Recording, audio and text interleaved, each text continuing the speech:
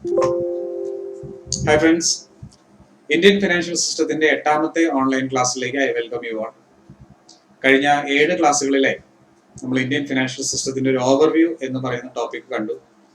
ഇന്ന് നമ്മളൊരു പുതിയ ടോപ്പിക്കിലേക്ക് നീങ്ങുകയാണ്. ഇൻട്രോഡക്ടറി ചാപ്റ്റർ, ഫസ്റ്റ് ചാപ്റ്ററിൽ തന്നെ ഒരു പുതിയ ടോപ്പിക്കിലേക്ക് നമ്മൾ ഇന്ന് കടക്കുകയാണ്. ടോപ്പിക് ഇതാണ്: ഗ്രോത്ത് അല്ലെങ്കിൽ strengths of Indian financial system. Indian financial സിസ്റ്റത്തിന്റെ വളർച്ചയ്ക്ക് കാരണമായ റീസൺസ് എന്തെല്ലാമാണ്? ഇതേ റീസൺസ് തന്നെയാണ് ഇന്ത്യൻ ഫിനാൻഷ്യൽ സിസ്റ്റത്തിന്റെ സ്ട്രെങ്ത് എന്നും ശക്തി എന്നും നമ്മൾ വിശേഷിപ്പിക്കുന്നത്. വലിയ ടോപ്പിക്കാണ്. Let's go through.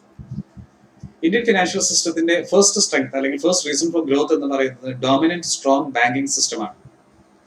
ഇൻഡിപെൻഡൻസിന് ശേഷമുള്ള കാലഘട്ടത്തിൽ തന്നെ Indian banking system was well established. അന്നത്തെ കാലത്തെ ഒരു പ്രത്യേകത, ബാങ്കുകൾ കൂടുതലും ചില പ്രത്യേക സമുദായങ്ങളുടെ കയ്യിലായിരുന്നു ബാങ്കിങ് സിസ്റ്റം നിലവിലിരുന്നത്. എസ്പെഷ്യലി ട്രേഡിംഗ് കമ്മ്യൂണിറ്റീസ്, ഉദാഹരണത്തിന് പാഴ്സികൾ, ചെട്ടിയാർമാർ, ഇങ്ങനെയുള്ള ചില കമ്മ്യൂണിറ്റീസിന്റെ കയ്യിലായിരുന്നു ബാങ്കിങ് സിസ്റ്റം കൂടുതൽ, അല്ലെങ്കിൽ ഇത്തരം സമുദായങ്ങളാണ് ബാങ്കുകൾ കൂടുതലും എസ്റ്റാബ്ലിഷ് ചെയ്തിരുന്നത്. ആ കാലഘട്ടത്തിൽ തന്നെ ബാങ്കുകളായിരുന്നു ഇൻഡസ്ട്രിയുടെയും ട്രേഡിങ്ങിന്റെയും ചീഫ് സോഴ്സ് ഓഫ് ഫണ്ട്സ്. അപ്പൊ ആ കാലഘട്ടത്തിലെ ഒരു പ്രശ്നം, ബാങ്കുകൾ ഇന്ത്യൻ GDPയുടെ 50% വരുന്ന പ്രൈമറി സെക്ടർ, അതായത് അഗ്രികൾച്ചർ, ഇന്ത്യ ഒരു അഗ്രേറിയൻ ഇക്കോണമിയാണ്. മോർസോ സ്വാതന്ത്ര്യത്തിന് ശേഷമുള്ള കാലഘട്ടത്തിൽ ഒരു agrarian, extremely dependent on agriculture ആയ ഒരു ഇക്കോണമി ആയിരുന്നു ഇന്ത്യയുടേത്. ഇന്നും അതുപോലെയൊക്കെ തന്നെ. അപ്പൊ ഒരു അഗ്രേറിയൻ ഇക്കോണമി ആയിരുന്ന രാജ്യത്തിന്റെ പ്രൈമറി സെക്ടറായ അഗ്രികൾച്ചർ, ഫോറസ്ട്രി, ഫിഷറീസ്, ഈ സെക്ടറിലേക്കുള്ള ബാങ്ക്സിന്റെ ഫണ്ടിങ് അല്ലെങ്കിൽ ഇൻവോൾവ്മെന്റ് വളരെ കുറവായിരുന്നു. കൂടുതലും ട്രേഡിംഗ്, ഇൻഡസ്ട്രി എന്നീ പറയുന്ന ആക്ടിവിറ്റീസിന് മാത്രമാണ് ബാങ്കുകൾ ഫണ്ട് ചെയ്തിരുന്നത്, അല്ലെങ്കിൽ ബാങ്ക്സിന്റെ എൻഗേജ്മെന്റ് ഇൻഡസ്ട്രി അല്ലെങ്കിൽ ട്രേഡിംഗ് ആക്ടിവിറ്റിയിൽ ലിമിറ്റഡ് ആയിരുന്നു. അങ്ങനെ വരുമ്പോൾ പ്രൈമറി സെക്ടർ നെഗ്ലക്ട് ചെയ്യപ്പെട്ടിരുന്നു. അപ്പൊ പ്രൈമറി സെക്ടറിലേക്ക് വേണ്ട ഫണ്ടിംഗ് റിക്വയർമെന്റ് എവിടെ നിന്ന് കിട്ടും? അവര് മണി ലെൻഡേഴ്സ്, ചിറ്റ് ഫണ്ട്സ്, ഇങ്ങനെയുള്ള ഇൻഫോർമൽ അൺഓർഗനൈസ്ഡ് സെക്ടറിൽ നിന്ന് പണം വാങ്ങുന്ന ഒരു സിറ്റുവേഷൻ. അതിൻ്റെതായ പ്രശ്നങ്ങൾ, അമിത പലിശ, കൊള്ള ലാഭം, ഈടുവെച്ച വസ്തുക്കൾ തട്ടിയെടുക്കൽ, ഇങ്ങനെ ഒരുപാട് പ്രശ്നങ്ങൾ ആ സമയത്തുണ്ടായിരുന്നു. അങ്ങനെ വന്നപ്പോൾ there was a demand. Banking system അല്ലെങ്കിൽ ബാങ്കിങ് സമ്പ്രദായം എന്ന് പറയുന്നത് വെറുതെ പണം കടം കൊടുക്കൽ, നിക്ഷേപം സ്വീകരിക്കൽ എന്ന് പറയുന്നതിൽ നിന്ന് നീങ്ങി ഒരു സോഷ്യൽ റെസ്പോൺസിബിലിറ്റി ബാങ്കിങ് സിസ്റ്റത്തിൽ ഉണ്ടായിരിക്കണം എന്നൊരു ആവശ്യം അന്ന് വന്നിരുന്നു. ഒരു സോഷ്യലിസ്റ്റ് ചിന്താഗതിയുടെ ഒരു ഭാഗമായിട്ട് കൂടെ ആയിരുന്നിരിക്കാം. ബാങ്കുകൾക്ക് ഒരു ഡെവലപ്മെന്റൽ അജണ്ട, ഒരു വികസനോന്മുഖമായ കാഴ്ചപ്പാട്, ഒരു ഡെവലപ്മെന്റൽ ഫേസ് ബാങ്കുകൾക്ക് ഉണ്ടായിരിക്കണം. ഒപ്പം തന്നെ ബാങ്കുകൾക്ക് ഒരു സോഷ്യൽ റെസ്പോൺസിബിലിറ്റി ഉണ്ട് എന്നുള്ള ഒരു ചിന്താഗതി നിലവിൽ വന്നു. ഈ ഡിമാൻഡ് ശക്തമായതോടെ 14 പ്രധാനപ്പെട്ട ബാങ്കുകൾ 1969 ഇന്ത്യ ഗവൺമെന്റ് ദേശസാൽക്കരിച്ചു, നാഷണലൈസ് ചെയ്തു. അപ്പൊ നാഷണലൈസ് ചെയ്യുന്നതിന്റെ ഫലമായി എന്ത് സംഭവിക്കുന്നു? ഇന്നേ വരെ അല്ലെങ്കിൽ കഴിഞ്ഞ ദിവസം വരെ സ്വകാര്യ സ്ഥാപനങ്ങളായിരുന്ന ബാങ്കുകൾ ഗവൺമെന്റ് സ്ഥാപനങ്ങളായി മാറുന്നു. ചില പ്രത്യേക സമുദായങ്ങളുടെ ആവശ്യങ്ങൾക്ക് മാത്രം മുൻതൂക്കം കൊടുത്തിരുന്ന സ്ഥിതിവിശേഷത്തിൽ നിന്ന് ഗവൺമെന്റിന്റെ കയ്യിലായ ബാങ്കുകൾക്ക് ഗവൺമെന്റിന്റെ നയങ്ങൾക്കനുസരിച്ച് എല്ലാ ജനങ്ങൾക്കും വേണ്ടി പ്രവർത്തിക്കുന്ന ഫിനാൻഷ്യൽ ഇൻസ്റ്റിറ്റ്യൂഷനായി മാറേണ്ട ഒരു സിറ്റുവേഷൻ വന്നു. അതിനുശേഷം നടക്കുന്ന ഒരു സിനാരിയോ, ഇത് ഇനീഷ്യൽ സിനാരിയോ ആണ്. അതിനുശേഷം ഇന്നത്തെ സിനാരിയോയിലേക്ക് നമ്മൾ വരുന്നതിന് മുമ്പ് ഒരു ഇടക്കാല ഇന്റരീം സിനാരിയോ ഉണ്ടായിരുന്നു. ആ കാലഘട്ടത്തിൽ, അതായത് നാഷണലൈസേഷന് ശേഷം എന്ത് സംഭവിച്ചു? നാഷണലൈസേഷന് ശേഷം ബാങ്കുകൾ ഗവൺമെന്റിന്റെ കൺട്രോളിൽ വന്നു. സ്വാഭാവികമായിട്ടും നമ്മൾ എക്സ്പെക്ട് ചെയ്യേണ്ട ഒരു കാര്യമാണ്, ബാങ്കുകളുടെ മേൽ കടുത്ത നിയന്ത്രണങ്ങൾ വന്നു. ഫിനാൻഷ്യൽ റിപ്രഷൻ എന്ന് പറയും. അതായത് ബാങ്കുകൾ ഏത് നിരക്കിൽ പണം പലിശയ്ക്ക് കൊടുക്കണം, അല്ലെങ്കിൽ ഏത് നിരക്കിൽ ഡെപ്പോസിറ്റുകൾ സ്വീകരിക്കണം, ഇനി ഏത് ഏരിയയിലേക്ക് ബാങ്കുകൾ ക്രെഡിറ്റ് കൊടുക്കണം, അത് എത്ര കൊടുക്കണം, ഏത് ഏരിയയിൽ നിന്ന് ഡെപ്പോസിറ്റ്സ് സ്വീകരിക്കണം, ആ സ്വീകരിക്കുന്ന ഡെപ്പോസിറ്റുകൾക്ക് എത്ര ഇൻട്രസ്റ്റ് കൊടുക്കണം, ഇത്തരം കാര്യങ്ങളെല്ലാം ഗവൺമെന്റ് നിയന്ത്രിക്കുന്ന, ഗവൺമെന്റിന്റെ കൺട്രോളിലായ ഒരു അവസ്ഥയുണ്ടായിരുന്നു. ബാങ്കുകളെ സംബന്ധിച്ചിടത്തോളം ഒരു ട്രമെൻഡസ് ഫിനാൻഷ്യൽ റിപ്രഷന്റെ ഒരു കാലഘട്ടമായിരുന്നു ആ ഇന്റരീം പീരീഡ്. ഈ ഇന്റരീം പീരീഡിലെ മറ്റൊരു പ്രത്യേകത, ഗവൺമെന്റ് നിയന്ത്രണത്തിലാണെങ്കിൽ പോലും ബാങ്കുകളുടെ മേൽ കാര്യമായ റെഗുലേറ്ററി അല്ലെങ്കിൽ മോണിറ്ററിംഗ് മെക്കാനിസം ഉണ്ടായിരുന്നില്ല. ബാങ്കുകളെ സൂക്ഷ്മമായി നിരീക്ഷിക്കുന്നതിനോ ബാങ്കുകൾക്ക് വേണ്ട ഗൈഡൻസ് കൊടുക്കുന്നതിനോ ഒരു സിസ്റ്റം അന്നുണ്ടായിരുന്നില്ല. നാഷണലൈസ് ചെയ്യപ്പെട്ടു, ബാങ്കുകൾ വർക്ക് ചെയ്യാൻ തുടങ്ങി. ഗവൺമെന്റിന്റെ കടുത്ത നിയന്ത്രണങ്ങൾ ഒരു ഫിനാൻഷ്യൽ പ്രൂഡൻസ് എന്നുള്ളതിലുപരി ഒരു ഐഡിയൽ വേ ഓഫ് മോണിറ്ററിംഗ് ആയിരുന്നില്ല. ബാങ്കുകൾ പൊളിറ്റിക്കൽ വില്ല് അനുസരിച്ച് മാത്രം പ്രവർത്തിക്കേണ്ട ഒരു സാഹചര്യം നിലവിൽ വന്നു. അവിടെ നിന്ന് പിന്നീട് ഒരുപാട് ദൂരം മുൻപോട്ട് പോയി. പിന്നീട് ലിബറലൈസേഷൻ, ഉദാരവൽക്കരണത്തിന്റെ കാലഘട്ടം വന്നു. PV നരസിംഹറാവു പ്രൈം മിനിസ്റ്റർ ആയിരുന്ന ഒരു കാലഘട്ടത്തിൽ ലിബറലൈസേഷൻ നിലവിൽ വന്നു. അങ്ങനെ വന്നു കഴിഞ്ഞപ്പോൾ കമേഴ്ഷ്യൽ ബാങ്കുകൾ എന്ന് പറയുന്ന ഒരു മേഖലയിലേക്ക്, കമേഴ്ഷ്യൽ ബാങ്കിങ്ങിലേക്ക് പബ്ലിക് സെക്ടർ ബാങ്കുകളെ കൂടാതെ പ്രൈവറ്റ് ബാങ്കുകളും കയറി വന്നു. അപ്പോൾ ഇന്നത്തെ സിറ്റുവേഷൻ നമ്മൾ നോക്കുമ്പോൾ പ്രൈവറ്റ് സെക്ടർ ബാങ്കുകളും കമേഴ്ഷ്യൽ ബാങ്കുകളും പബ്ലിക് സെക്ടർ ബാങ്കുകളും അടങ്ങുന്ന കമേഴ്ഷ്യൽ ബാങ്കിങ് എന്ന് പറയുന്ന ഒരു സെക്ടറാണ് ഇന്ത്യയിലെ ഫിനാൻഷ്യൽ അസറ്റ്സിന്റെ അല്ലെങ്കിൽ ഫിനാൻഷ്യൽ ഡീലിംഗ്സിന്റെ മേജർ ചങ്കും കയ്യിൽ വെച്ചിരിക്കുന്നു. The major portion of financial assets of the country are still with the banking system. Banking system എന്ന് പറയുമ്പോൾ അതിൽ പ്രൈവറ്റ് കമേഴ്ഷ്യൽ ബാങ്ക്സ് പെടുന്നു, പബ്ലിക് സെക്ടർ കമേഴ്ഷ്യൽ ബാങ്ക്സ് പെടുന്നു. Major chunk of the financial assets, chunk എന്ന് പറയുന്നത് നിങ്ങൾ പറയുന്ന രീതിയിലുള്ള ഫ്രണ്ട് അല്ല, മേജർ പോർഷൻ എന്നുള്ള അർത്ഥത്തിലാണ്. Major portion of the financial assets of the country. Deposit നിങ്ങൾ സ്വീകരിച്ചാൽ നിങ്ങൾക്ക് അതൊരു അസറ്റായി കരുതാം. നിങ്ങൾ ലോൺ കൊടുത്താൽ നിങ്ങൾക്ക് ഇൻകം കിട്ടുന്ന മറ്റൊരു അസറ്റ് ആണത്. അപ്പോൾ major portion of the financial assets of the country still continue to remain with the banking system, commercial banking system. അത് പ്രൈവറ്റ് ബാങ്ക്സും ഉണ്ട്, അതിൽ പബ്ലിക് സെക്ടർ ബാങ്ക്സും ഉണ്ട്. Next point, banking system continues to be the major source of funds for private sector business. Private sector ബിസിനസ്സിനും ഇന്നും commercial banks ആണ് major source of income. അതുകൊണ്ടാണ് നമ്മൾ കാണുന്നു പല പ്രശ്നത്തിൽപ്പെട്ട പ്രൈവറ്റ് സെക്ടർ കമ്പനികൾക്കും, ഇപ്പൊ നിങ്ങൾ നീരവ് മോഡിയുടെ കാര്യമോ അല്ലെങ്കിൽ കിങ് ഫിഷറിന്റെ കാര്യമൊക്കെ ശ്രദ്ധിക്കുക, ഇവർക്ക് കൊടുത്തിരിക്കുന്ന മേജർ ലെൻഡേഴ്സ് എല്ലാം ബാങ്കുകളാണ്. അതിൽ തന്നെ മേജർ പോർഷനും പബ്ലിക് സെക്ടർ ബാങ്കുകളാണ്. നിങ്ങൾ ചിന്തിക്കുക, പ്രൈവറ്റ് സെക്ടർ എന്റർപ്രൈസിന് കടം കൊടുത്ത പബ്ലിക് സെക്ടർ ബാങ്കുകൾ, പ്രൈവറ്റ് സെക്ടർ ബെലിയർ, പ്രൈവറ്റ് സെക്ടർ തലതിരിഞ്ഞു പോകുമ്പോൾ അതിന് നഷ്ടം വരുന്നത് പബ്ലിക് സെക്ടർ ബാങ്കുകൾക്കാണ്. അപ്പോൾ banking system as a whole continue to be a major source of funds for private sector business also. ഈ ഫണ്ടുകൾ എവിടെ നിന്ന് കിട്ടുന്നു എന്നുള്ള ക്വസ്റ്റിന് ആൻസർ ആണ് അടുത്ത പോയിന്റിൽ വരുന്നത്. Banks are the major source of investment four house hold savings.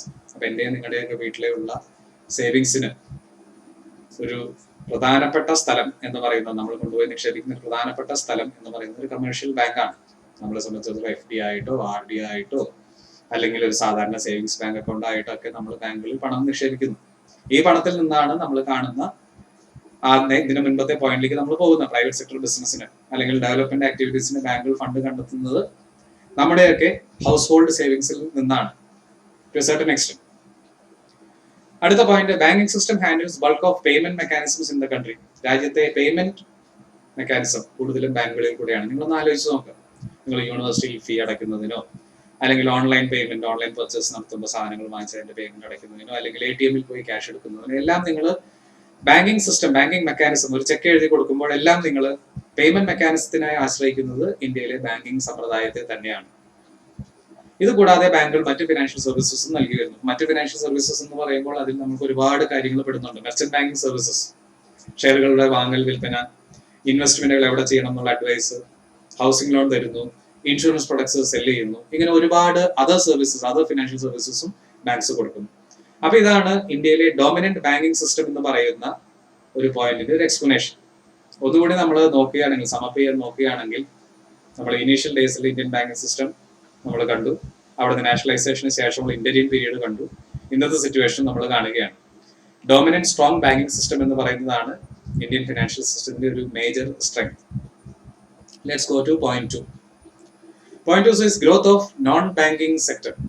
Banks കഴിഞ്ഞാൽ അടുത്തത് നോൺ ബാങ്കിങ് സെക്ടർ ആണ്.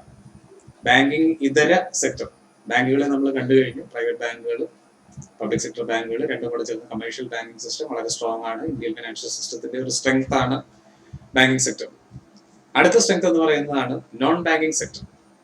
നോൺ ബാങ്കിങ് സെക്ടറിൽ പ്രധാനപ്പെട്ട ഒരു സോഴ്സ് ഓഫ് സ്ട്രെങ്ത് ഇന്ത്യയിലെ സ്റ്റോക്ക് എക്സ്ചേഞ്ചുകളാണ്. ഒരു വൈബ്രന്റ് സ്റ്റോക്ക് എക്സ്ചേഞ്ച് കൾച്ചർ അല്ലെങ്കിൽ ഒരു വൈബ്രന്റ് ഷെയർ ട്രേഡിംഗ് കൾച്ചർ ഇന്ത്യയിൽ നിലവിലുണ്ട്. ഇന്നും എക്സ്ട്രീംലി പവർഫുൾ സ്റ്റോക്ക് എക്സ്ചേഞ്ചസ് രണ്ടെണ്ണം ഇന്ത്യയിൽ പ്രവർത്തിക്കുന്നു. നാഷണൽ സ്റ്റോക്ക് എക്സ്ചേഞ്ചും ബോംബെ സ്റ്റോക്ക് എക്സ്ചേഞ്ചും. ഷെയറുകൾ വാങ്ങാൻ വിൽക്കാനുള്ള ഒരു സേഫ് സെക്യൂർ അവന്യൂ ആയി നമുക്ക് ഈ സ്റ്റോക്ക് എക്സ്ചേഞ്ചുകളുടെ പ്രവർത്തനങ്ങളെ കാണാം. സ്വാഭാവികമായി ഇത് ഒരു പ്രീ റിക്വിസിറ്റ് ആണ്. ഒരു വൈബ്രന്റ് ക്യാപിറ്റൽ മാർക്കറ്റിന് ഷെയറുകൾ വാങ്ങാനും വിൽക്കാനും ഉള്ള സൗകര്യം എക്സ്ട്രീംലി എസെൻഷ്യൽ ആയ ഒരു പോയിന്റ് ആണ്. Point 2, dominant private sector in securities intermediation. Security എന്ന് പറയുന്നത് നമ്മൾ മനസ്സിലാക്കി, ഫിനാൻഷ്യൽ ട്രാൻസാക്ഷൻ സൂചിപ്പിക്കുന്ന ഡോക്യുമെന്റ്, ഷെയർസ് ആകാം, ഷെയർ സർട്ടിഫിക്കറ്റ്സ്, ബാങ്ക്സിന്റെ ഡിബഞ്ചേഴ്സ്, ഇങ്ങനെയുള്ള കാര്യങ്ങളെല്ലാം ചേർന്നതാണ് സെക്യൂരിറ്റീസ്. സെക്യൂരിറ്റീസിന്റെ വാങ്ങൽ വിൽപ്പന, നേരത്തെ പറഞ്ഞ പോലെ ഷെയറുകളുടെ വാങ്ങൽ വിൽപ്പന, ഷെയറുകളുടെ വാങ്ങൽ വിൽപ്പനയും പ്രൈവറ്റ് സെക്ടർ കയറി വന്നിരിക്കുന്നു. ബ്രോക്കറേജ് ഹൗസസ് ആകാം, ബ്രോക്കറി ഹൗസസ് പലതരത്തിലുണ്ട്. പ്രൈവറ്റ് സെക്ടർ ബ്രോക്കറേജ് ഹൗസസ് ഇഷ്ടം പോലെയാണ്. ഇപ്പൊ നിങ്ങൾ കേട്ട് കാണും, Zerodha, Sharekhan, Angel broking, Karvy consultancy, ഇഷ്ടം പോലെ പ്രൈവറ്റ് സെക്ടറിൽ ഷെയറുകൾ വാങ്ങാൻ വിൽക്കാൻ സഹായിക്കുന്ന ബ്രോക്കറിംഗ് ഹൗസസ് ഇഷ്ടം പോലെയുണ്ട്. Point 3 is flourishing insurance sector with private sector companies. പ്രധാനമായും 3 പബ്ലിക് സെക്ടർ കമ്പനീസ് കൂടാതെ LIC ഇതും കൂടാതെ ഇന്ന് ഇൻഷുറൻസ് എന്ന് പറയുമ്പോൾ നമ്മുടെ മനസ്സിൽ ഓടി വരുന്നത് പ്രൈവറ്റ് സെക്ടർ കമ്പനീസ് ആണ്. എത്രയോ ഇൻഷുറൻസ് കമ്പനീസ് ഉണ്ട്. Royal Sundaram finance, Kotak Mahindra, ICICI Lombard, Religare, ഇഷ്ടം പോലെ ഇൻഷുറൻസ് കമ്പനീസ്. ഇന്നത്തെ ഒരു സിറ്റുവേഷൻ നോക്കുകയാണെങ്കിൽ ഇൻഷുറൻസ് മേഖല കൂടുതലും ഡോമിനേറ്റ് ചെയ്യുന്നത് പ്രൈവറ്റ് സെക്ടർ പാർട്ടിസിപ്പൻസ് ആണ്. Next is mutual fund sector. നമ്മൾ കഴിഞ്ഞ ക്ലാസ്സിൽ കാണുകയുണ്ടായി മ്യൂച്വൽ ഫണ്ട് എന്താണ്, മ്യൂച്വൽ ഫണ്ടിന്റെ പ്രവർത്തനം ഏത് രീതിയിലാണ് എന്നുള്ളത് നമ്മൾ കാണുകയുണ്ടായി. ഇന്ത്യൻ ഫിനാൻഷ്യൽ സിസ്റ്റത്തിന്റെ ഒരു മേജർ ഡെവലപ്മെന്റ് ആണ് മ്യൂച്വൽ ഫണ്ടുകളുടെ എമർജൻസ്. ഇന്ന് നമ്മൾ നോക്കുമ്പോൾ ഇന്ത്യയിൽ അനേകം പ്രൈവറ്റ് കമ്പനികൾ, എക്സ്പേർട്ട് മ്യൂച്വൽ ഫണ്ട് ഹൗസസ്, വിദേശത്തൊക്കെ മ്യൂച്വൽ ഫണ്ട് രംഗത്ത് പ്രാഗൽഭ്യം തെളിയിച്ച ഇഷ്ടംപോലെ ഫ്രാങ്ക്ലിൻ ടെമ്പിൾട്ടൺ, മോർഗൻ സ്റ്റാൻലി ഇങ്ങനെയുള്ള ഇഷ്ടംപോലെയുള്ള വിദേശ മ്യൂച്വൽ ഫണ്ടുകൾ അടക്കം ഇന്ത്യയിൽ വന്ന് പ്രവർത്തിക്കുന്നു. അപ്പൊ നോൺ ബാങ്കിങ് സെക്ടർ എന്ന് പറയുന്നത് ഇന്ത്യൻ ഫിനാൻഷ്യൽ സിസ്റ്റത്തിന്റെ ഗ്രോത്തിലെ സെക്കൻഡ് കോൺട്രിബ്യൂട്ടർ ആണ്, അല്ലെങ്കിൽ ഇന്ത്യൻ ഫിനാൻഷ്യൽ സിസ്റ്റത്തിന്റെ സ്ട്രെങ്ത്തിന്റെ സെക്കൻഡ് റീസൺ ആണ് growth of non banking sector. Third point is an elaborate point, diversified organisational structure. Indian financial സിസ്റ്റത്തിൽ പ്രവർത്തിക്കുന്ന സ്ഥാപനങ്ങൾ ഒരു പ്രത്യേക രീതിയിൽ മാത്രമുള്ള, ഒരു പ്രത്യേക ഫോർമാറ്റിൽ മാത്രമുള്ള സ്ഥാപനങ്ങളല്ല. Extremely varied type of institutions ആണ് ഇന്ത്യൻ ഫിനാൻഷ്യൽ സിസ്റ്റത്തിൽ നമുക്ക് കാണാൻ സാധിക്കാവുന്നത്. ഇതിന്റെ ഒരു ബ്രേക്കപ്പ് നമ്മൾ നോക്കുകയാണെങ്കിൽ ഫസ്റ്റ് നമ്മൾ കാണുന്നത് ഫിനാൻഷ്യൽ ഇൻസ്റ്റിറ്റ്യൂഷൻസ്. ഫിനാൻഷ്യൽ ഇൻസ്റ്റിറ്റ്യൂഷൻസ് ബാക്കിയുള്ള കാറ്റഗറീസ് പുറകെ വരും. ആദ്യം ഫിനാൻഷ്യൽ ഇൻസ്റ്റിറ്റ്യൂഷൻസ് എന്ന് പറയുന്ന കാറ്റഗറിയിൽ നമ്മൾ ഫോക്കസ് ചെയ്യും. ഫിനാൻഷ്യൽ ഇൻസ്റ്റിറ്റ്യൂഷൻസ് ഇന്ത്യൻ ഫിനാൻഷ്യൽ സിസ്റ്റത്തിലെ ഓർഗനൈസേഷൻ സ്ട്രക്ചറിൽ ഫസ്റ്റ് പോയിന്റ് ആണ് ഫിനാൻഷ്യൽ ഇൻസ്റ്റിറ്റ്യൂഷൻസ്. ഫിനാൻഷ്യൽ ഇൻസ്റ്റിറ്റ്യൂഷൻസിന്റെ കാറ്റഗറീസ് എന്തെല്ലാമാണ്? First, all India financial institutions. 2, state financial institutions. 3, ഇതിൽ രണ്ടിലും പെടാത്ത other financial institutions. All India financial ഇൻസ്റ്റിറ്റ്യൂഷൻസിൽ തന്നെ ഒരു 3-4 സബ് കാറ്റഗറി ഉണ്ട്. ഒരു country wide, nation wide perspective and area of operation ഉള്ള ഓർഗനൈസേഷൻസിന് നമ്മൾ ഓൾ ഇന്ത്യ ഫിനാൻഷ്യൽ ഇൻസ്റ്റിറ്റ്യൂഷൻസ് എന്ന് പറയുന്നു. ഇതിലെ ഫസ്റ്റ് കാറ്റഗറി ഡെവലപ്മെന്റ് ബാങ്ക്സ് അല്ലെങ്കിൽ development institutions, IDBI, SIDBI, ICICI, ഇവയെ കുറിച്ചൊക്കെ നമ്മൾ ആദ്യ ക്ലാസ്സിൽ പഠിച്ചതാണ്. സെക്കൻഡ്, സ്പെഷ്യലൈസ്ഡ് ഇൻസ്റ്റിറ്റ്യൂഷൻസ്, ഏതെങ്കിലും ഒരു പ്രത്യേക മേഖലയിൽ മാത്രം ഓപ്പറേറ്റ് ചെയ്യുന്ന institutions. Exim bank, export import bank, infrastructure leasing and financial services. ഇതൊക്കെ ചില പെർട്ടിക്കുലർ സെക്ടറിൽ മാത്രം ഓപ്പറേറ്റ് ചെയ്യുന്ന ഫിനാൻഷ്യൽ ഇൻസ്റ്റിറ്റ്യൂഷൻസ് ആണ്. ഓഫ് കോഴ്സ് ഇതെല്ലാം ഓൾ ഇന്ത്യ ലെവലിൽ തന്നെയാണ് ഓപ്പറേറ്റ് ചെയ്യുന്നത്. Third is investment institutions. നിക്ഷേപിക്കാൻ നിങ്ങൾക്ക് അവന്യൂസ് തുറന്നിരുന്ന institutions. For instance unit trust of India, LIC.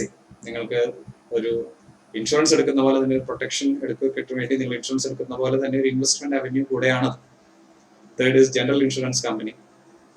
അടുത്തത് റീഫിനാൻസ് ഇൻസ്റ്റിറ്റ്യൂഷൻസ്. ചില പ്രത്യേക സെക്ടേഴ്സിന് വേണ്ടി നിങ്ങൾ ഫിനാൻഷ്യൽ ഇൻസ്റ്റിറ്റ്യൂഷൻസിന്റെ അടുത്ത് പണത്തിനായി ചെല്ലുമ്പോൾ, ഫോർ എക്സാമ്പിൾ ഹൗസിംഗ്, നിങ്ങൾ ക്യാൻ ബാങ്ക് ഹൗസിംഗിൽ ചെന്ന് പണം ചോദിക്കുമ്പോൾ, ഹൗസിംഗ് ഫിനാൻസിന് വേണ്ടി പണം ചോദിക്കുമ്പോൾ, ക്യാൻ ബാങ്ക് ഫിനാൻസിന് ഈസി ആയിട്ടുള്ള ടേംസിൽ നിങ്ങൾക്ക് തരാൻ വേണ്ടി പണം എവിടെ നിന്ന് ലഭിക്കുന്നു? National housing bank. അതുകൊണ്ട് national housing bank becomes a refinance organisation. NABARD, നിങ്ങൾക്ക് അഗ്രികൾച്ചർ ലോൺ ലഭിക്കണമെങ്കിൽ, റിലേറ്റീവ്ലി ഈസി ടേംസിൽ നിങ്ങൾക്ക് അഗ്രികൾച്ചർ ലോൺ ലഭിക്കണമെങ്കിൽ നിങ്ങൾ ഫെഡറൽ ബാങ്കിൽ ചെന്ന് ചോദിക്കുമ്പോൾ ഫെഡറൽ ബാങ്കിന് ആ ടേംസിൽ നിങ്ങൾക്ക് നൽകാൻ പണം എവിടെ നിന്ന് കിട്ടുന്നു? നബാർഡിൽ നിന്ന് കിട്ടുന്നു, national bank for agriculture and rural development. So NABARD becomes A refinancing institution. ഇങ്ങനെ ഓൾ ഇന്ത്യ ഫിനാൻഷ്യൽ ഇൻസ്റ്റിറ്റ്യൂഷൻസ് കഴിഞ്ഞാൽ അടുത്തത് സ്റ്റേറ്റ് ഫിനാൻഷ്യൽ ഇൻസ്റ്റിറ്റ്യൂഷൻസ്. ഒരു സ്റ്റേറ്റിൽ ഫിനാൻഷ്യൽ ആക്ടിവിറ്റീസിന് ഫോക്കസ് ചെയ്യുന്ന ഇൻസ്റ്റിറ്റ്യൂഷൻസ് സ്റ്റേറ്റ് ഫിനാൻഷ്യൽ ഇൻസ്റ്റിറ്റ്യൂഷൻസ്. ഉദാഹരണത്തിന് സ്റ്റേറ്റ് ഫിനാൻഷ്യൽ കോർപ്പറേഷൻ. നമ്മുടെ കേരളത്തിലെ കേസ് എടുക്കുകയാണെങ്കിൽ കേരള ഫിനാൻഷ്യൽ കോർപ്പറേഷൻ ഉണ്ട്, പിന്നെ കേരള സ്റ്റേറ്റ് ഫിനാൻഷ്യൽ എന്റർപ്രൈസസ് ഉണ്ട്. ഇനി ഇൻഡസ്ട്രിയൽ ഡെവലപ്മെന്റ് കോർപ്പറേഷൻസ്. ഓരോ സ്റ്റേറ്റിനും അതിൻ്റെതായ ഇൻഡസ്ട്രിയൽ ഡെവലപ്മെന്റ് കോർപ്പറേഷൻ, ആ സ്റ്റേറ്റിന്റെ ജിയോഗ്രഫിക് ലിമിറ്റിനുള്ള ഇൻഡസ്ട്രീസിനെ സഹായിക്കുന്നതിന് വേണ്ടിയുള്ള ഇൻസ്റ്റിറ്റ്യൂഷനാണ് സ്റ്റേറ്റ് ഇൻഡസ്ട്രിയൽ ഡെവലപ്മെന്റ് കോർപ്പറേഷൻ. കേരളത്തിന് KSIDC എന്ന് പറയുന്ന കേരള സ്റ്റേറ്റ് ഇൻഡസ്ട്രിയൽ കോർപ്പറേഷൻ ഉണ്ട്. ഇനി ഈ 2 കാറ്റഗറിയിൽ പെടാത്ത ഇൻസ്റ്റിറ്റ്യൂഷൻസ്, അതർ ഇൻസ്റ്റിറ്റ്യൂഷൻസ്, ഈ 2 കാറ്റഗറിയിൽ പെടാത്ത മറ്റ് ഇൻസ്റ്റിറ്റ്യൂഷനുകൾ. എക്സാമ്പിൾ ECGC എന്ന് പറയുന്ന export credit guarantee corporation. Foreign ട്രേഡിൽ ട്രാൻസാക്ഷൻസിന് ഗ്യാരണ്ടി നിൽക്കുന്ന ഒരു സ്ഥാപനമാണ് ECGC. കഴിഞ്ഞ ക്ലാസ്സിൽ നമ്മൾ മറ്റൊരു സ്ഥാപനം കണ്ടു, stock holding corporation of India limited. Public sector financial institutions ആയ LIC, ICICI, IDBI ഇത്തരം സ്ഥാപനങ്ങൾ സ്റ്റോക്ക് മാർക്കറ്റിൽ ഇടപെടാൻ തുടങ്ങിയപ്പോൾ അവരുടെ സ്റ്റോക്ക് ആൻഡ് ഷെയർ ട്രാൻസാക്ഷൻസ് വാങ്ങുന്നതും വിൽക്കുന്നതും റെക്കോർഡ്സ് സൂക്ഷിക്കുന്നതിനുമായിട്ട് കൊണ്ടുവന്നൊരു സ്ഥാപനമാണ് stock holding corporation of India. ഇതുകൂടാതെ നമ്മൾ securities trading corporation of India കണ്ടു. Long term short term securities secondary market develop ചെയ്യുക എന്നുള്ള ഉദ്ദേശത്തോടെ ഇന്ത്യ ഗവൺമെന്റ് സ്ഥാപിച്ച securities trading corporation of India. ഇങ്ങനെ ആദ്യത്തെ 2 കാറ്റഗറിയിൽ പെടാത്ത എക്സ്ട്രീംലി നാരോ സ്പെഷ്യലൈസേഷൻ ഉള്ള അതർ ഇൻസ്റ്റിറ്റ്യൂഷൻസ്. ഇനി ഡൈവേഴ്സിഫൈഡ് ഓർഗനൈസേഷൻ സ്ട്രക്ചറിൽ അടുത്ത പോയിന്റ്, ഡൈവേഴ്സിഫൈഡ് ഓർഗനൈസേഷൻ സ്ട്രക്ചർ എന്ന് പറയുന്ന 3rd പോയിന്റിൽ പാർട്ട് ബി ആണ് non banking financial companies. NBFC എന്ന ചുരുക്കപ്പേരിൽ അറിയപ്പെടുന്നത്. NBFCക്ക് നമ്മൾ കേട്ട് കാണും, ഫൈനൽ ഇയർ സ്റ്റുഡൻസ് ആയതുകൊണ്ട് NBFC നമുക്ക് പരിചയമായിരിക്കും. നോൺ ബാങ്കിങ് ഫിനാൻഷ്യൽ കമ്പനീസ്, നിങ്ങൾ ബാങ്കിങ് ആൻഡ് ഇൻഷുറൻസിൽ പഠിച്ചിട്ടുണ്ടായിരിക്കും. Non banking financial companies. അപ്പൊ നോൺ ബാങ്കിങ് ഫിനാൻഷ്യൽ കമ്പനീസ് എന്ന് പറഞ്ഞാൽ ബാങ്കിങ് അല്ലാത്ത ഫിനാൻസ് സ്ഥാപനങ്ങൾ. നമ്മൾക്ക് എളുപ്പത്തിൽ ഓർമ്മ വരാൻ വേണ്ടി ഇവയിൽ ചില ബ്രാൻഡുകൾ നമുക്ക് നോക്കാം. Muthoot is N NBFC, Manappuram gold loan, Manappuram finance is N NBFC, Kochamattam chit funds is N NBFC, Axia finance is N NBFC. അപ്പൊ ഇന്ത്യയിൽ ബാങ്കിങ് സേവനങ്ങൾ അല്ലാത്ത സേവനങ്ങൾ നൽകുന്ന ഫിനാൻഷ്യൽ ഇൻസ്റ്റിറ്റ്യൂഷൻസിനെ നമ്മൾ NBFCകളായിട്ട് കാറ്റഗറൈസ് ചെയ്യുന്നു. 1980 മുതൽ NBFCകൾ പൊതുജനങ്ങൾക്ക് ഇൻവെസ്റ്റ്മെന്റ് ഓപ്പർച്യൂണിറ്റീസും അതുപോലെ തന്നെ സോഴ്സ് ഓഫ് ഫണ്ട്സുമായി പ്രവർത്തിച്ചു വരുന്നു. അവിടെ നിന്ന് നമുക്ക് ലോൺ എടുക്കാം, നമുക്ക് അവിടെ ഡെപ്പോസിറ്റ് ചെയ്യാം. ഇത് കൂടാതെ ഈ ലെൻഡിങ്, ഇൻവെസ്റ്റ്മെന്റ് ഇത് രണ്ടും കൂടാതെ മറ്റനേകം സേവനങ്ങൾ NBFCകൾ ചെയ്തു വരുന്നു. ഉദാഹരണത്തിന് നമ്മൾക്ക് ഹയർ പർച്ചേസ്, വാഹനങ്ങൾ വാങ്ങുന്നതിനോ ഗൃഹോപകരണങ്ങൾ വാങ്ങുന്നതിനുള്ള hire purchase systems, housing loans, പിന്നെ ചില പ്രത്യേക ഫോർമാറ്റിലുള്ള ഡെപ്പോസിറ്റ് സ്കീംസ്, ഉദാഹരണത്തിന് chit funds, nidhi and benefit schemes. Nidhi and benefit schemes എന്നൊക്കെ പറയുന്നത് ഒരു കൺവെൻഷണൽ അല്ലാത്ത ഒരു ഡെപ്പോസിറ്റ് ടേക്കിംഗ് സ്കീമുകളാണ്. നമ്മൾ കേരളത്തിൽ ചിട്ടി കമ്പനികളാണ് കൂടുതൽ പരിചയം, അല്ലെങ്കിൽ കുറി കമ്പനികളാണ് കൂടുതൽ പരിചയം. കേരളത്തിന് വെളിയിലാണ് നിധി ആൻഡ് ബെനിഫിറ്റ് സ്കീംസ് എന്നൊക്കെ പറഞ്ഞ് കാണുന്നത്. ഇത് കൂടാതെ നോൺ ബാങ്കിങ് ഫിനാൻഷ്യൽ കമ്പനികൾ നിങ്ങൾക്ക് എവിടെ ഇൻവെസ്റ്റ്മെന്റ് നടത്തണം, ഇൻവെസ്റ്റ്മെന്റ് അഡ്വൈസറി സർവീസസ്, പിന്നെ ബ്രോക്കറേജ് സർവീസസ്, ഷെയറുകളുടെ വാങ്ങൽ വിൽപ്പന, അവയ്ക്കുള്ള advice, execution of purchase and sale of securities, ഇതെല്ലാം നടത്തുന്നു. The 3rd category, diverse organisation structure എന്ന് പറയുന്ന പോയിന്റിലെ ഇന്ത്യൻ ഫിനാൻഷ്യൽ സിസ്റ്റത്തിന്റെ സ്ട്രെങ്ത് ആയ ഡൈവേഴ്സ് ഓർഗനൈസേഷൻ സ്ട്രക്ചറിലെ 3ാമത്തെ പോയിന്റ് ആണ് മ്യൂച്വൽ ഫണ്ട്സ്. മ്യൂച്വൽ ഫണ്ട്സ് നമ്മൾ നോക്കിക്കഴിഞ്ഞാൽ ആദ്യ കാലഘട്ടങ്ങളിൽ നമ്മൾ കണ്ടു UTI ആണ് ആദ്യമായിട്ട് ഇന്ത്യയിൽ മ്യൂച്വൽ ഫണ്ട് ആരംഭിച്ചത്. തുടർന്ന് പ്രൈവറ്റ് പ്ലെയേഴ്സ് ഒക്കെ വന്നു. എങ്കിലും ഇനീഷ്യൽ ഡേയ്സിൽ ഇന്ത്യയിലെ മ്യൂച്വൽ ഫണ്ടുകൾ ഡെറ്റ് സ്കീംസിൽ മാത്രമാണ് ഫോക്കസ് ചെയ്തിരുന്നത്. ഡെറ്റിൽ അറ്റ്ലീസ്റ്റ് റിട്ടേൺസ് അഷ്വേർഡ് ആണ്. ഡിബെഞ്ചർ ഒരു ഫോം ഓഫ് ഡെറ്റ് ആണ്. ഈക്വിറ്റി, ഷെയറുകളിൽ പാർട്ടിസിപ്പേറ്റ് ചെയ്യുന്ന പരിപാടി അന്ന് ആദ്യകാലങ്ങളിൽ മ്യൂച്വൽ ഫണ്ട്സിൽ ഉണ്ടായില്ല. ഇപ്പോൾ കാര്യമായിട്ട് ചെയ്യുന്നുണ്ട്. ഇപ്പോൾ കൂടുതലും ഈക്വിറ്റി സ്കീംസ് ആണ് മ്യൂച്വൽ ഫണ്ടുകൾക്കുള്ളത്. വീണ്ടും റിപ്പീറ്റ് ചെയ്ത് വരുന്ന ഒരു പോയിന്റ് ആണ് UTI started the first mutual fund operation in India in 1987. അന്നൊക്കെ UTIക്ക് മോണോപ്പൊളി ആയിരുന്നു മ്യൂച്വൽ ഫണ്ട്സ്. ഇന്നത്തെ കണ്ടീഷൻ എടുക്കുകയാണെങ്കിൽ ഇന്ത്യയിൽ 44 മ്യൂച്വൽ ഫണ്ട്സ് ഓപ്പറേറ്റ് ചെയ്യുന്നു. ഏകദേശം 2500 സ്കീംസ് ഈ 44 മ്യൂച്വൽ ഫണ്ട്സും ചേർന്ന് നടപ്പിലാക്കിയിരിക്കുന്നു. ഇനി 4th പോയിന്റ്, ഇന്ത്യൻ ഫിനാൻഷ്യൽ സിസ്റ്റത്തിന്റെ ഗ്രോത്ത് സ്ട്രെങ്ത് എന്ന് പറയുന്നതിലെ 4th പോയിന്റ്. ആദ്യം 3 പോയിന്റ്സ് നമുക്ക് ഒന്ന് റിവൈസ് ചെയ്ത് പോകാം. First point is dominant strong banking system. Second is growth of non-banking sector. Third is diversified organization structure. അതിൽ തന്നെ 3 points ABC ഉണ്ട്. ഒന്ന് financial institutions, 2 non banking financial companies, 3 mutual funds. Diverse organisation സ്ട്രക്ചറിലാണ് ഈ 3 points വരുന്നത്. The last point in growth അല്ലെങ്കിൽ strength of IFS എന്ന് പറയുന്നത് ഇൻട്രൊഡക്ഷൻ ഓഫ് ഓൺലൈൻ ട്രേഡിംഗ്. അപ്പോൾ ഓൺലൈൻ എന്ന് പറയുന്ന പദം ഇന്ന് വളരെ പോപ്പുലർ ആണ് അല്ലേ? We are attending an online class, we are studying online. ഇത് കൂടാതെ നമ്മൾ ഓൺലൈൻ പർച്ചേസ് ചെയ്യുന്നു, ആമസോൺ, ഫ്ലിപ്കാർട്ട് അല്ലേ, സ്നാപ്ഡീൽ, ഇങ്ങനെയുള്ള അനേകം online sites, alibaba.com. lot of online stuff seems to be happening. അപ്പോൾ online trading should not be news to you. ഷെയറുകൾ online സംവിധാനത്തിലൂടെ ഇന്റർനെറ്റിന്റെ സഹായത്തിൽ വാങ്ങുന്നതിനും വിൽക്കുന്നതിനും നമ്മൾ ഓൺലൈൻ ട്രേഡിംഗ് എന്ന് പറയുന്നു. നിങ്ങൾ ബ്രോക്കറുടെ സൈറ്റിൽ പോയി നിങ്ങൾക്ക് നിങ്ങളുടെ ഒരു ഷെയർ വാങ്ങാനുള്ള ഒരു ഇന്റന്റ് എക്സ്പ്രസ് ചെയ്യുന്നു. നിങ്ങൾ പറയുന്ന പ്രൈസും ഡേറ്റും കണക്കാക്കി ബ്രോക്കർ നിങ്ങൾക്ക് വേണ്ടി നിങ്ങളുടെ പെർമിഷനോട് അത് വാങ്ങുന്നു. നിങ്ങളുടെ അക്കൗണ്ടിൽ നിന്ന് പണം പോകുന്നു നിങ്ങളുടെ ഡെപ്പോസിറ്ററി അക്കൗണ്ടിലേക്ക്. നമ്മൾ ഡെപ്പോസിറ്ററി എന്താണെന്ന് പഠിച്ചു, ഇലക്ട്രോണിക് രൂപത്തിൽ ഷെയർസ് മെയിൻറ്റെയിൻ ചെയ്യുന്നതിനാണ് ഡെപ്പോസിറ്ററി എന്ന് പറയുന്നത്. നിങ്ങളുടെ ഡെപ്പോസിറ്ററി അക്കൗണ്ടിലേക്ക് ഷെയർസ് വരുന്നു. നിങ്ങൾക്ക് വിറ്റ ആളുടെ ബാങ്ക് അക്കൗണ്ടിലേക്ക് പണം പോകുന്നു, അയാളുടെ ഡെപ്പോസിറ്ററി അക്കൗണ്ടിൽ നിന്ന് അയാളുടെ ഷെയർസ് പോകുന്നു. ഇതെല്ലാം ഇലക്ട്രോണിക് സംവിധാനത്തിൽ നടക്കുന്നത്. ഇതിൻ്റെതായ അഡ്വാൻറ്റേജസ് ഉണ്ട്. ടോട്ടൽ ട്രാൻസ്പെറൻസി, പണത്തിന്റെ വരവും പോക്കും, ഷെയറുകളുടെ വരവും പോക്കും എവിഡന്റ് ആണ്. ബെറ്റർ പ്രൈസ്, നിങ്ങൾക്ക് ഒരു പർട്ടിക്കുലർ ടൈം ലിമിറ്റ് കൊടുക്കാം. ആ ടൈം ലിമിറ്റ് വരെ നിങ്ങളുടെ എക്സ്പെക്ടഡ് പ്രൈസ് സെയിലിനായാലും പെർച്ചേസിനായാലും നിങ്ങൾക്ക് മോണിറ്റർ ചെയ്യാം, റിവൈസ് ചെയ്യാം.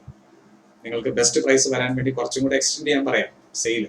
നിങ്ങൾക്ക് ഗുഡ് പ്രൈസ് കിട്ടാൻ വേണ്ടി നിങ്ങൾക്ക് പെർച്ചേസ് എക്സ്റ്റെൻഡ് ചെയ്യാൻ പറ്റും, പെർച്ചേസ് ടൈം.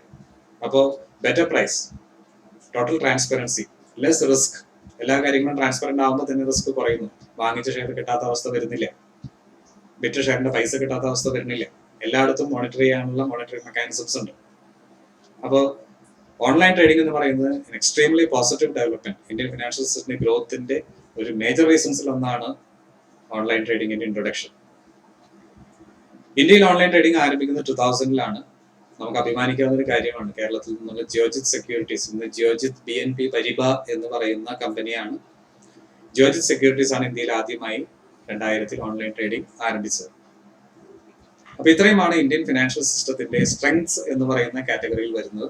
നമുക്ക് ഒന്നുകൂടി ഇത് വലിയ ടോപ്പിക്കായിട്ട് ഒന്നുകൂടി we will just run through.